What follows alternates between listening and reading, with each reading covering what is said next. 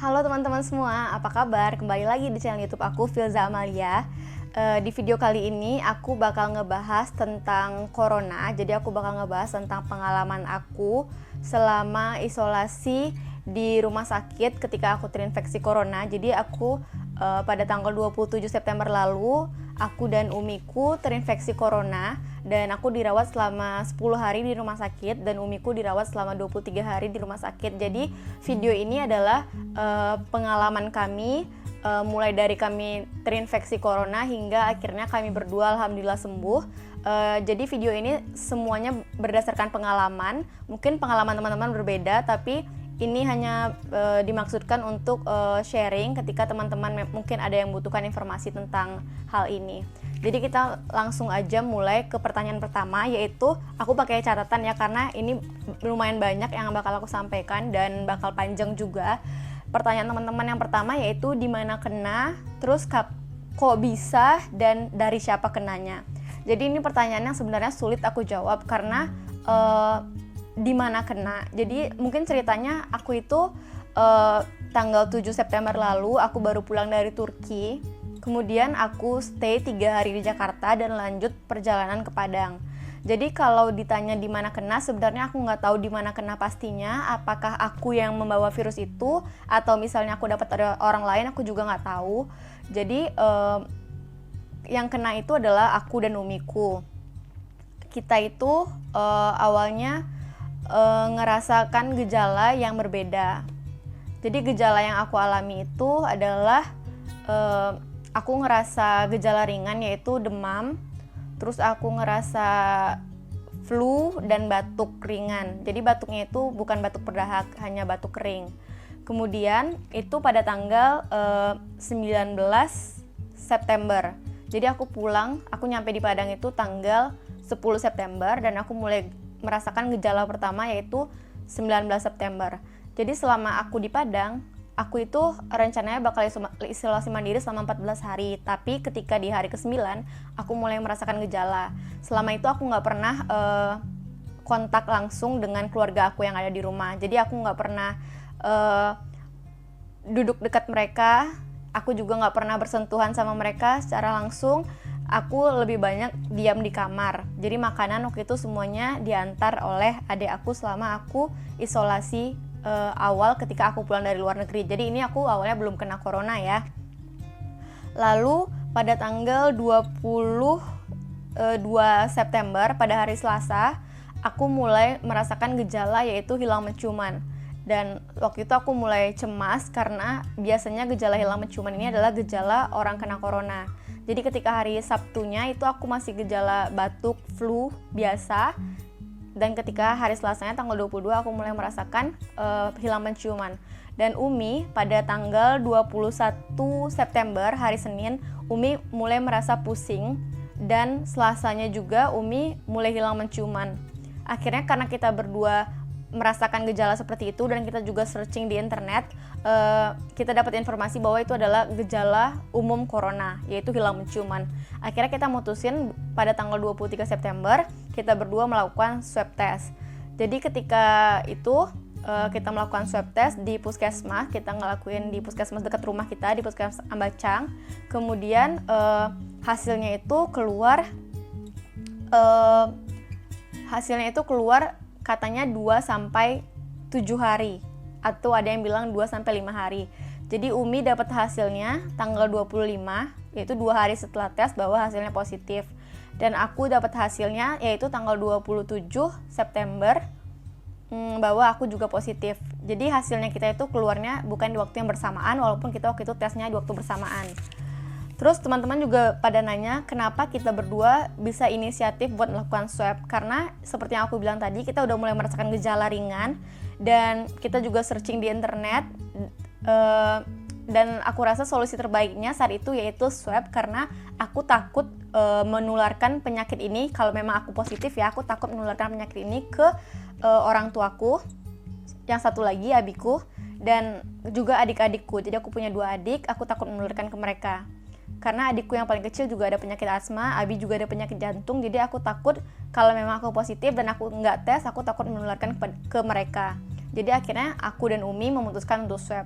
ketika hasil swab kita itu belum keluar, kita nggak keluar kamar. Jadi aku dan Umi itu isolasi mandiri lagi di kamar sampai hasil kita keluar. Dan selama itu kita juga diberikan obat-obatan dari puskesmas, yaitu vitamin C. Terus kita dikasih zinc. Aku juga dikasih Amroxol, itu buat batuk. Selanjutnya paracetamol karena aku ada demam ringan saat itu. Selanjutnya aku juga minum obat-obatan herbal, yaitu habatus sauda, kumur-kumur dengan air garam. Terus minum antibiotik juga. Jadi waktu itu ada tetangga aku yang dokter. Aku ceritain gejala yang aku alami dan dia nyuruh aku buat konsumsi antibiotik, yaitu azithromycin. Jadi aku mulai konsumsi itu dari hari Rabu, ketika hari pertama setelah aku swab itu. Selanjutnya aku juga konsumsi vitamin D3. Itu adalah saran dari tetangga aku yang dokter itu. Selanjutnya ketika hasil Umi keluar positif, Umi akhirnya aku antarkan ke puskesmas untuk dibawa ke rumah sakit. Waktu itu kita belum tahu kalau Umi itu akan dirawat atau enggak, cuman kita udah siapin baju-baju untuk Umi jika memang harus dirawat. Akhirnya Umi dibawa ke puskesmas, aku anterin. Setelah itu dari puskesmas ke rumah sakit, Umi dibawa dengan ambulan. Setelah itu sampai di rumah sakit, Umi diperiksa dan akhirnya Umi disarankan oleh rumah sakit untuk melakukan isolasi di rumah sakit.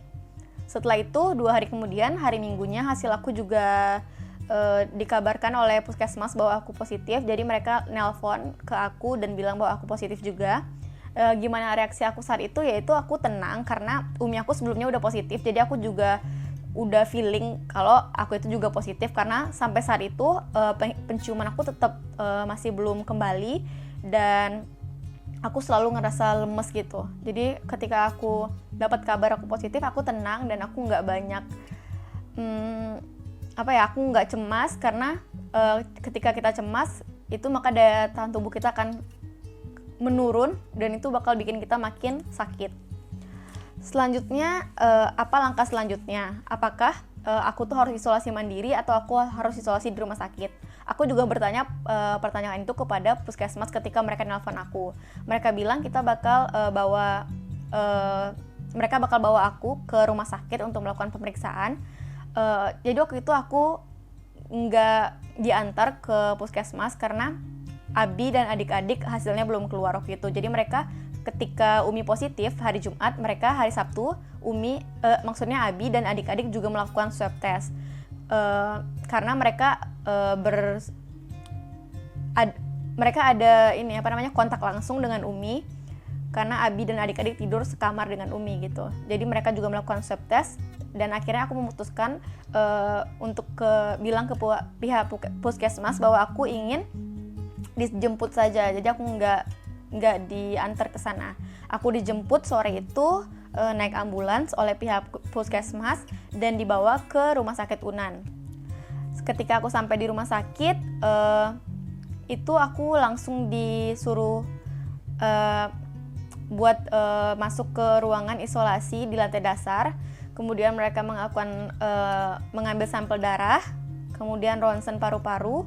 Setelah itu aku menunggu sampai hasilnya keluar dan aku disuruh untuk jadi waktu itu ada pilihan ya, sebenarnya ada opsi aku boleh stay di rumah untuk isolasi mandiri, namun aku juga boleh stay di rumah sakit. Dan waktu itu aku memilih stay di rumah sakit karena Umi aku juga dirawat di sana. Jadi aku memilih untuk stay di rumah sakit karena biar aku nggak sendiri. Karena kalau di rumah kan aku bakal sendiri di kamar gitu. Sedangkan kalau di rumah sakit waktu itu Umi bilang ada beberapa orang di satu kamar, jadi kita nggak bakal bosen juga. Dan kalau di rumah aku juga takut kalau misalnya aku bakal nularin lagi ke Abi dan adik-adik aku gitu. Jadi akhirnya aku milih buat stay di rumah sakit. Terus sampai di rumah sakit apa aja sih treatmentnya? Jadi sebenarnya teman-teman, treatmentnya itu berdasarkan gejala yang kita alami. Jadi setiap pasien itu memiliki treatment yang berbeda.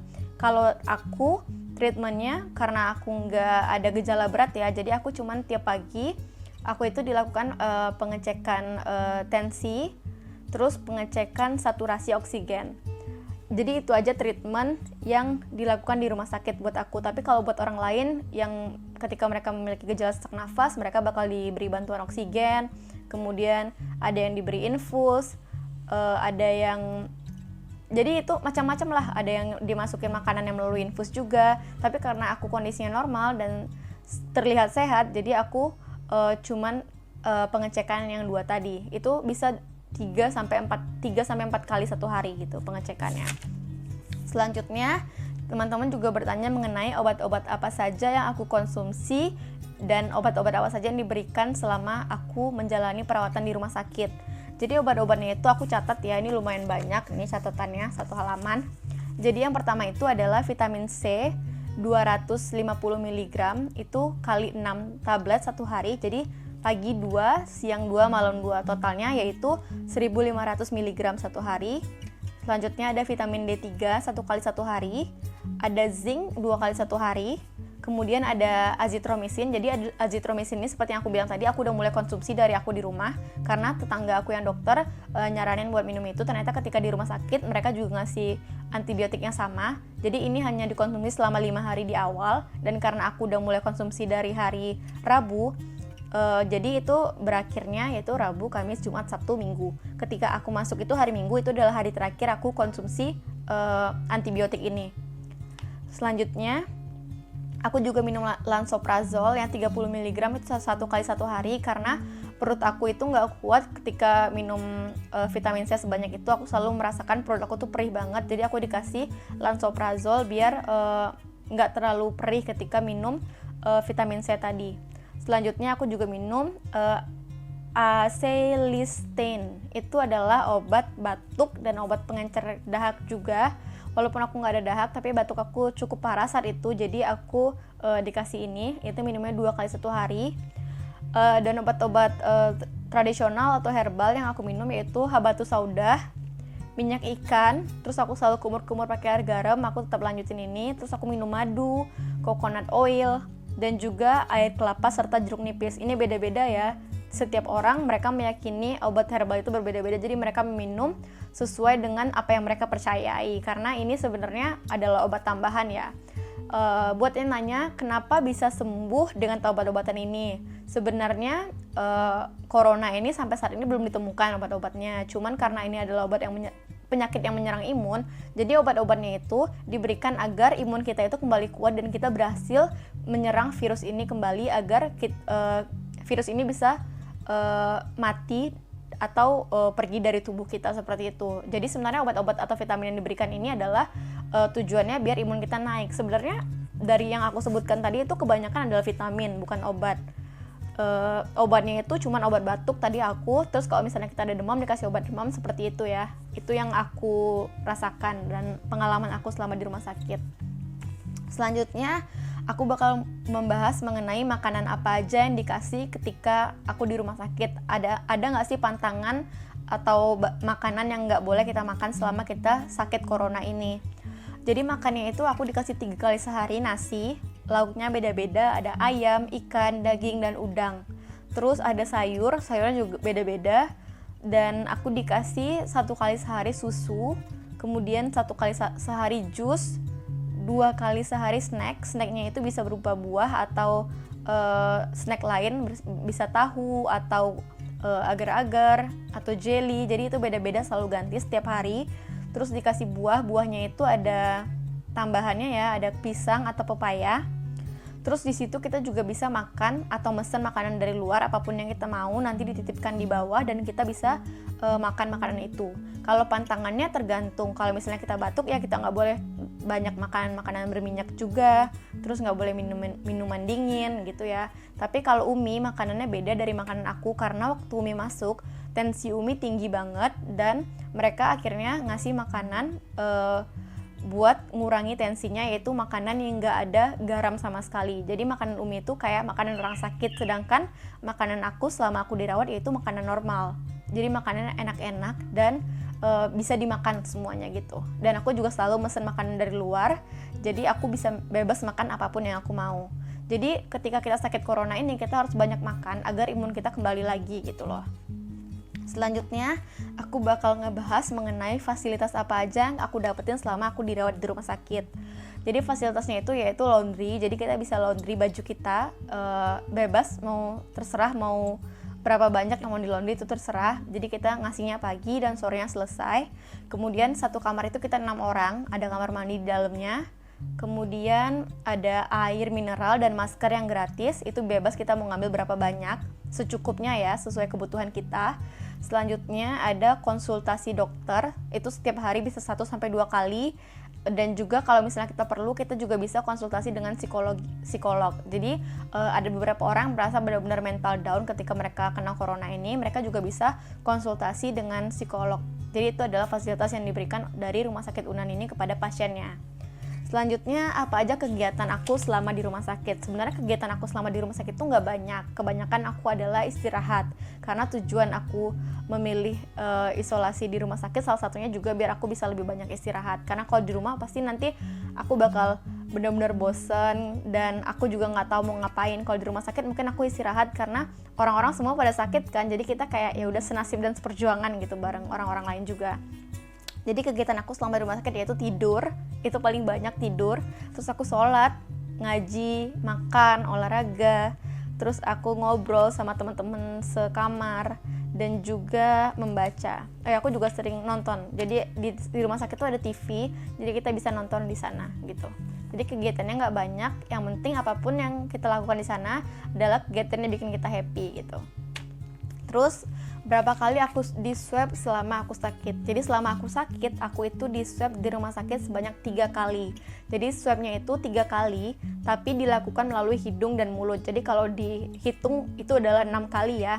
Karena mereka ngambil sampelnya, 1 kali swab 2 sampel di hidung dan di mulut. Jadi aku swab itu pada tanggal 30 September di rumah sakit, kemudian 1 Oktober dan 4 Oktober. Sebelumnya aku juga udah swab di puskesmas sebanyak 2 kali, yaitu pada hari Rabu pertama dengan Umi itu, dan selanjutnya hari Sabtu. Karena waktu hari Jumat hasil Umi keluar, hasil aku nggak keluar, akhirnya aku Sabtunya memutuskan untuk swab lagi di puskesmas tersebut. Selanjutnya aku juga pernah swab 2 kali waktu aku di Pakistan dulu dan sekali di Turki. Jadi total aku swab keseluruhannya itu 11 kali. Dan banyak teman-teman yang nanya swab itu sakit nggak sih? Kalau menurut aku pribadi swab itu nggak sakit, cuman sedikit nggak nyaman. Dan banyak juga yang nanyain gimana rasanya swab di mulut. Sebenarnya di mulut itu nggak terlalu dalam, cuman di belakang lidah aja, dan itu rasanya jauh lebih nyaman daripada swab di hidung menurut aku ya. Jadi teman-teman nggak perlu takut buat swab karena itu nggak sakit. Selanjutnya banyak yang nanyain juga mengenai biaya di rumah sakit. Berapa biaya yang aku habiskan selama aku dirawat di rumah sakit. Jadi biayanya itu adalah 0 alias gratis. Jadi aku nggak bayar sepeser pun. Dari awal aku masuk, semua kepengurusannya itu berkas-berkas itu diurus oleh rumah sakitnya. Dan ketika pulang juga semuanya diurus oleh rumah sakit. Kita sama sekali nggak urus administrasi apapun. Jadi ketika pulang itu aku juga nunggu sampai semua berkas surat-suratnya dan obat-obatan aku selesai. Dan aku bakal tunjukin ke teman-teman bukti bahwa memang ketika kita jadi pasien corona itu kita nggak perlu bayar sama sekali. Jadi nggak perlu takut. Mana ya? Ini surat keterangan pemeriksaan aku selama aku diperiksa di sana. Dan ini dia. Mana ya? Oh ini. Sorry. Oh ini dia. Ini dia resume medis aku selama aku di sana, dan tulisannya aku gratis. Mana ya? Gak kelihatan di sini. Bentar ya, kita cari dulu. Sini deh kayaknya. Ini nih. Kelihatan gak sih? Ini adalah tulisannya bahwa cara bayarnya adalah pembayaran melalui Kementerian Kesehatan. Jadi semua pasien corona ini biayanya ditanggung oleh Kementerian Kesehatan. Jadi kita nggak perlu bayar sama sekali teman-teman. Ketika teman-teman sakit, teman-teman nggak perlu takut dan nggak perlu mikirin soal biaya yang akan dihabiskan ketika kita dirawat di rumah sakit. Terus ada lagi pertanyaan, yaitu ketika sampai di rumah apakah aku isolasi mandiri? Jawabannya adalah iya. Jadi ini adalah keputusan aku pribadi. Rumah sakit nggak ada menyuruh atau mewajibkan aku untuk isolasi mandiri, karena ketika aku boleh pulang, aku udah dinyatakan 2 kali negatif. Ketika hasil swabnya udah 2 kali negatif, yaitu aku nggak bisa nularin virus ini ke orang lain. Jadi sebenarnya aku udah bisa berkegiatan seperti biasa, namun karena waktu itu aku masih batuk, jadi aku memutuskan untuk tetap istirahat atau isolasi di kamar. Jadi selama 2 minggu, ini adalah hari ke-14, pas hari ke-14, jadi aku benar-benar sama sekali nggak pernah keluar rumah dan nggak pernah interaksi dengan keluarga yang lain gitu. Selanjutnya, ini juga banyak ditanyain, gimana reaksi keluarga dan teman-teman ketika tahu mereka tahu aku kena corona gitu. Apa juga reaksi tetangga ketika mereka tahu kena corona. Jadi kalau dari keluarga terutama mereka benar-benar support banget, tetangga dan teman-teman juga support. Sampai hari ini udah sebulan kita dari awal sakit sampai sekarang itu udah sebulan lebih, dan sampai hari ini tuh masih ada setiap hari tetangga ataupun keluarga yang selalu ngirimin kita makanan atau obat-obatan ke rumah atau vitamin. Jadi orang sekitar kita benar-benar support banget. Tetangga nggak sama sekali mengucilkan kita, karena di sini juga setelah beberapa orang di komplek kena corona, akhirnya di komplek ini membuat Satgas Corona, di mana mereka memberikan bantuan berupa makanan atau obat-obatan kepada pasien yang terkena corona. Terus kepada keluarga pasien, ketika mereka menunggu hasil swab, tetangga juga selalu memberikan kita makanan. Jadi itu adalah bentuk support, salah satu bentuk support dari tetangga di kompleks ini. Terus aku juga dapat banyak doa serta dukungan dari teman-teman yang selalu nyemangatin aku dari awal aku sakit hingga akhirnya aku sembuh. Jadi sebenarnya menurut aku ya teman-teman, ketika teman-teman kena corona, teman-teman itu nggak perlu malu atau menutup-nutupi, karena ketika orang lain tahu, nggak semua orang juga yang bakal ngejudge kita dan bakal mengucilkan kita. Jadi banyak juga orang yang support dan memberikan kita doa, dan hal itu bisa membuat kita semakin semangat atau bangkit gitu. Terus apa sih tips dari aku biar teman-teman itu nggak tertular atau dapat mencegah tertular penularan corona itu ke tubuh teman-teman? Yaitu yang pertama, jangan lupa tetap memakai masker, kalau bisa pakai masker medis atau masker yang 3 lapis. Kemudian jaga kebersihan tubuh, dan kebersihan tangan juga, itu rajin cuci tangan. Selanjutnya, hindari kerumunan dan jangan keluar rumah jika memang tidak dibutuhkan. Sekian informasi dari aku teman-teman, semoga ini bermanfaat bagi teman-teman. Mohon maaf kalau memang pengalaman aku ini berbeda dengan pengalaman teman-teman atau ini nggak sesuai dengan konsep yang teman-teman pikirkan. Jadi ini semua pure dari pengalaman pribadi aku. Makasih udah nonton dan makasih juga udah selalu support aku dari awal aku sakit hingga akhirnya aku sembuh dan bisa bikin video lagi. Makasih ya semuanya. Assalamualaikum. Dah.